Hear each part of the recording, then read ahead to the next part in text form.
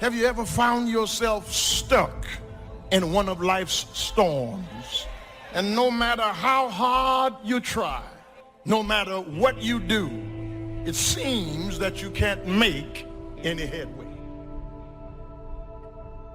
So many times the storms in our life, we didn't prepare for them, we didn't plan for them, we didn't ask for them, we didn't even cause them, they just suddenly happen. I want to talk to us this morning about hidden blessings in the storms of life. Each of us this morning is in either one of three situations.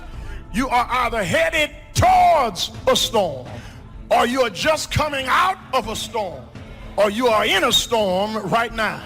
But whatever your situation, God is in control. Storms come suddenly, but God is not surprised.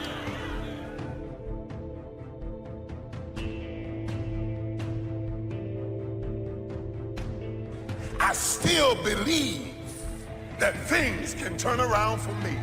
I still believe that this is not my final position. I still believe that my family can get better. I still believe that if I lose this job, there is another job for me. Still believe that my marriage is not over. Turn to your neighbor and say, you got to keep your hope.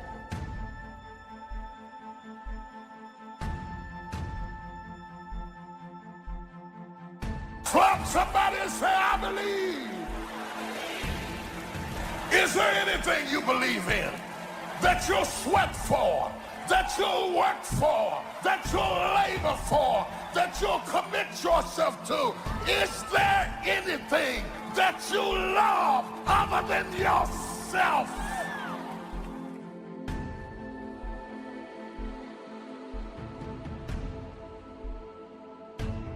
Just because you lost a job, don't stop trusting that God is my provider.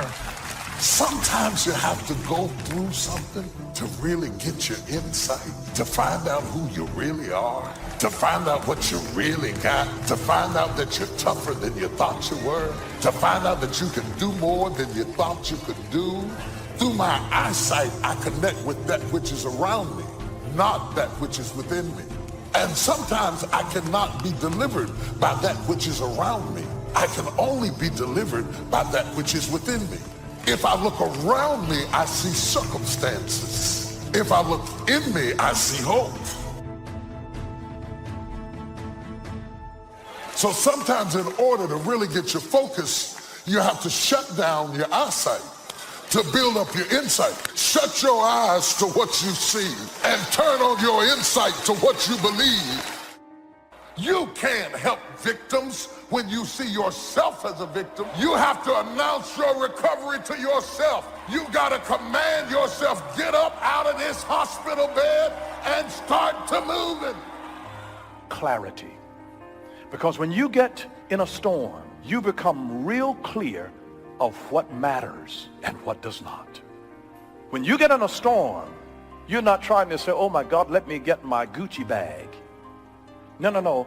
When you're in a storm, you get clarity as to what matters. Your priorities come into view when you're in a storm. So if you can't control something and you can't get control of it, you have to at least embrace what you can. There's only so much you can do, and you cannot completely eliminate it, but you can't control it. So why are you going to worry about it? Why are you going to stress about it? If there's something that's completely beyond your control, you've got to detach from it and not let yourself get stressed about it. Dreams without goals remain dreams, just dreams, and ultimately fuel disappointment. Dreams without goals, yearly goals, life goals, daily goals, monthly goals, hourly goals, goals on the road to achievement cannot be achieved without discipline and consistency. You understand?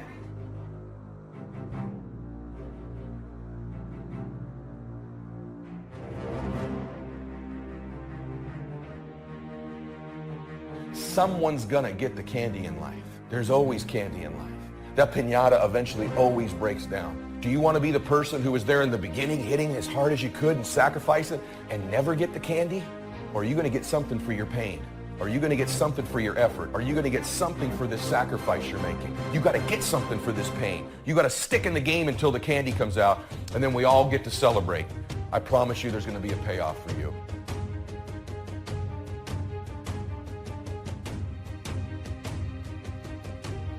The big challenge is to make something out of each opportunity. Now, if winters are always going to occur in our life, shouldn't we benefit from them too? Come the next winter, you could be on the inside looking out, seated by a warm fire, the company of a good friend, and those unique feelings of security in spite of the circumstances or the season.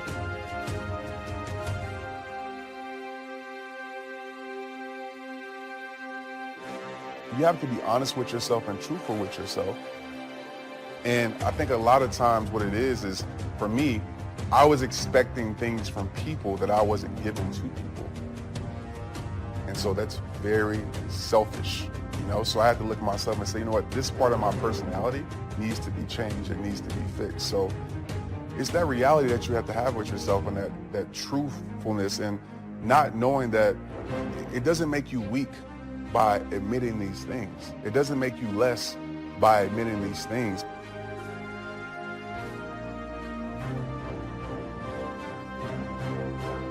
Begin to know now that the night will pass, and as you learn to grow and progress, you will better understand how to handle every night and better live every day. Don't be afraid to face the facts of life. It is not negative to understand that the winters always come. Don't clip the word impossible out of the dictionary.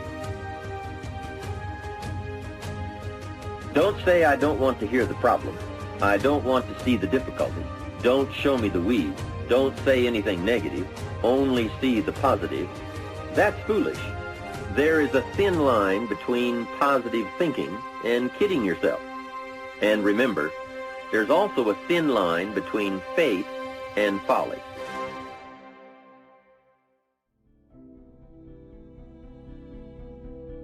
I fought one hell of a fight. Are there any fighters in here?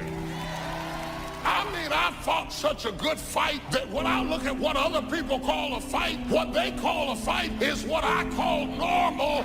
I fought my way up. I fought to get to work. I fought to stand. I fought to carry on. I fought to live. I fought to get out of the bed. I fought with my fears, my anxieties, my insecurities. I fought with haters, liars, backbiters, and betrayers. And many times I laid in the bed, I couldn't go to sleep because I was fighting with myself. I fought.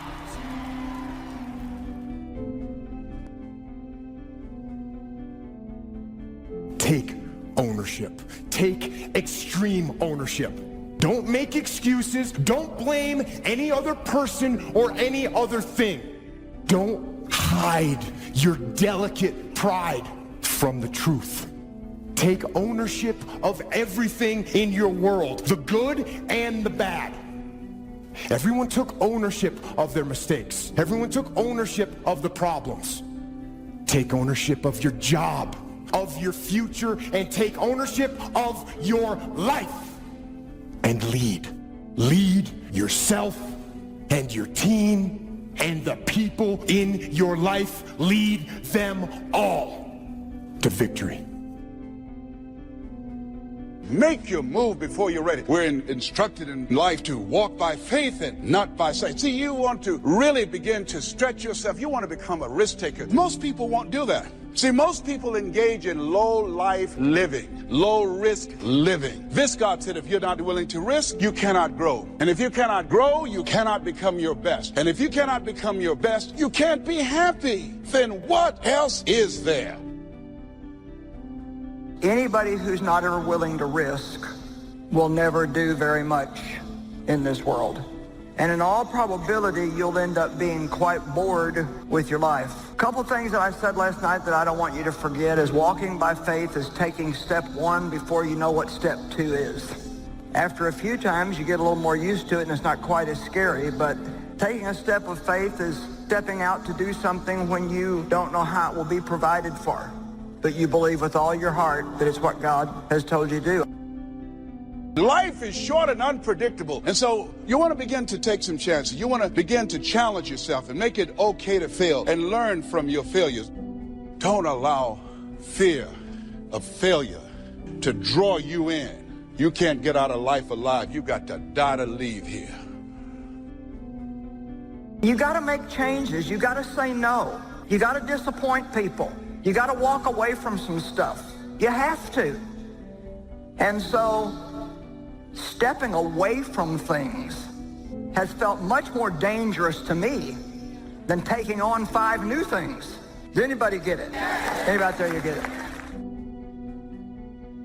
Trying to learn early the consequences of errors in judgment, poor behavior, and then try to learn from others that have gone down a disastrous road, and sure enough, they suffered the consequences, and you say, wow, then I'm going to change direction because I don't want those consequences. That's called being doubly smart, learning from errors in judgment. A few simple disciplines practiced every day. Now you're on the road to success. A few errors in judgment repeated, and you can turn anything around. Once you see that you're suffering either early consequences or severe consequences, all you have to do now is shut down that route, pick another destination and start going that way with some easy disciplines that day by day gather momentum, and now one success leads to another, leads to another. Here's what we call that: disciplines. Easy disciplines. All disciplines affect each other. Every discipline affects the rest. Every lack of discipline affects the rest. What's interesting about success is starting a new discipline, a couple of new disciplines, and sure enough, once you've gained just a little bit of success in a couple of new disciplines, it'll inspire you to clean up the rest. It'll inspire you to fine-tune all of your other disciplines. Each lack of discipline affects the rest. Solving problems, going from errors in judgment to easy disciplines that can change it all. And if you start that journey, it doesn't take long for new signs of success to appear. I got such great results that first year that I made these incredible changes, learning extra skills, putting together.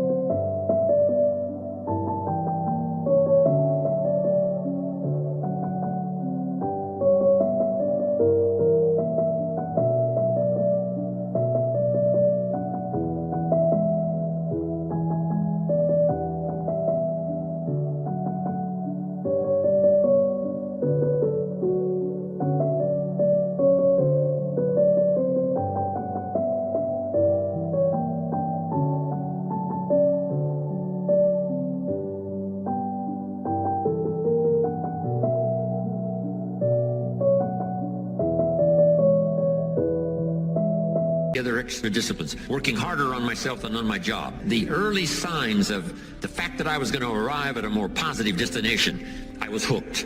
It didn't take but a few months, less than a year, and I was hooked for life.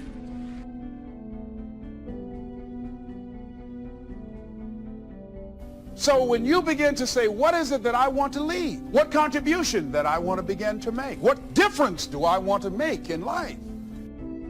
What is it that I want to do with the rest of the life that I have left? What chances I need to take? What risks do I need to begin to embrace? What fears do I need to step on? What areas of my life am I dead right now? What dreams? You can either live your dreams or live your fears. You have got to get to a point where you say, I'm sick and tired of living like this. There's got to be more. That's when people go out and strike out on their dreams. That's when people get out of relationships where they're dying together rather than growing together. See, you will when you put yourself in that kind of situation. I'm reminded of 2 frogs that were hopping down the road, and they fell into a bottle of milk. And one was hopping up and down for a while, and he drowned. He just gave up. But this other frog just kept on kicking. He wouldn't give up. He just kept on kicking. And pretty soon he churned that milk into butter and he walked on out. I ask you to start that same journey. Let your new skills, new disciplines affect all of the rest. You really won't be happy if you don't produce. 6/7 of our life was to be devoted to labor and work, to produce a work of art, to produce a good family, to produce an enterprise.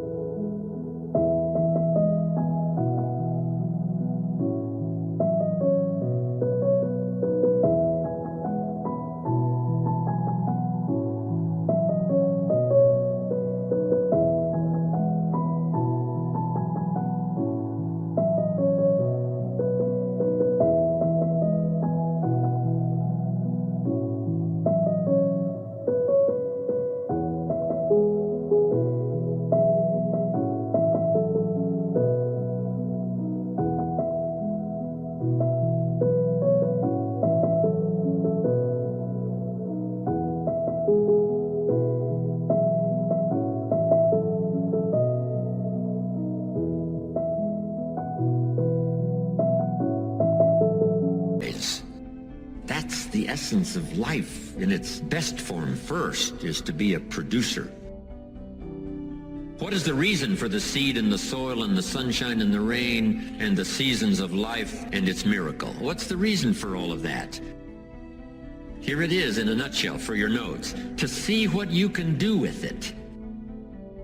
We've got books to read and we've got classes to attend and we've got, things to do and things to learn. And if you put it all together, you can have not only your health, but your fortune.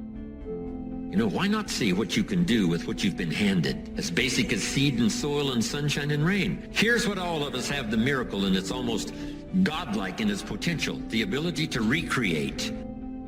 Only God can create the sunshine, the rain, the seasons, the miracle of life. But here's what humans can do. Recreate those components into a harvest. By planting the seed, reaping the rewards in the harvest. We call that recreation. To recreate. To take your hours and your energy and your life and a bit of skill and create. Actually recreate a career, a future, possibilities, fortune. Recreate. And that changed my life. It was Oliver Wendell Holmes who said that once a person's mind is expanded with an idea, it can never be satisfied to going back to where it was. So some of you are going to experience a breakthrough. Some of you are going to go back and look at your dreams and brush them off. Whatever goal that you have in mind, I want that to be a goal that will challenge you, something that will make you stretch. It was Osborne who said, unless you attempt to do something beyond that which you've already mastered, you will never grow. What is it that you looked at some point in time and you decided that you couldn't do it? That you talk yourself out of it? Whatever it is, bring it back out there. How are you going to do it?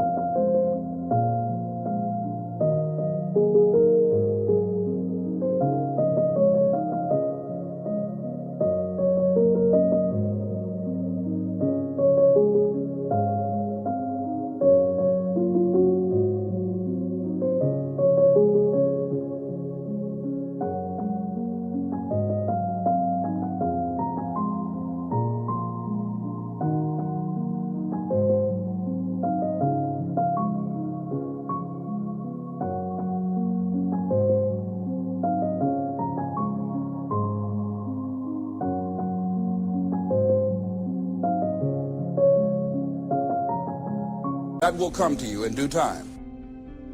See, you don't get in life what you want, ladies and gentlemen. You get in life what you are, not what you want. And see, the good news is that we can always become more by working to develop ourselves.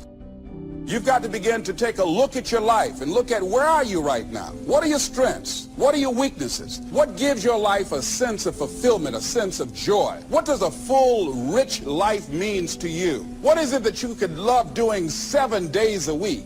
Think about that. That takes an incredible psychology. But in that psychology, we bump onto limits, and that's what you got to shift. And if your psychology is solid, then you got to say, where are the skills I'm missing? Because that's equally important. And you won't be happy if you aren't really extending yourself. Because here's really the goal of the human adventure, the full development of all your potential. Why not see how far you can go, how much you can earn, how much you can share, how much you can give? Why not see what all you could be? That's why at my age I'm still working, traveling the world, doing what I've done for all these years, is to see what else I can become. How much stronger could I become? How much more refined could I be in my working with business partners and all the rest? Why not go for that ultimate challenge, on and on, as far as you can, take it as far as you can? Friendship is one of the greatest support systems in the world. Nourish it, protect it, look after it, develop it to the best of your ability. Next is your heritage. Keep your heritage alive. That's what's made America great. Is a combination of a variety of heritages from all over the world. People have been coming from all the countries of the world to America, bringing with them their gifts. Gift of business ethics, gift of government, gift of music,